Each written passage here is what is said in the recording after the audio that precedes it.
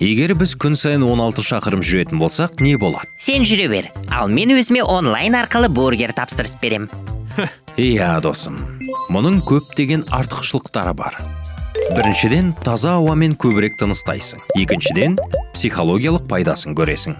Айналаңдағы әлемді тамашалап, жаңа адамдармен танысасың. Үшіншіден, ғылым жақсы жаттығу ұйқыны жақсартады дейді. Бұл дегеніміз күндізгі уақытта көбірек энергия болады деген сөз. Төртіншіден, егер сенде артық салмақ болса, мұндай серуен міндетті түрде көмектеседі. Сен көп калорияларды жағып арықтайсың.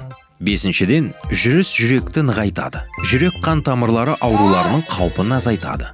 Ақырында аяқ бұлшықеттерің мен сүйектерің мықты және төзімді болады. Әзілмен айтсақ, мүмкін сен Тур де Франсқа немесе Iron Man Challenge-ге қатысқың келетін шығар. Бірақ егер тізең немесе тобығың ауыратын болса, онда мұндай ұзақ серуендерден бас тартқаның дұрыс.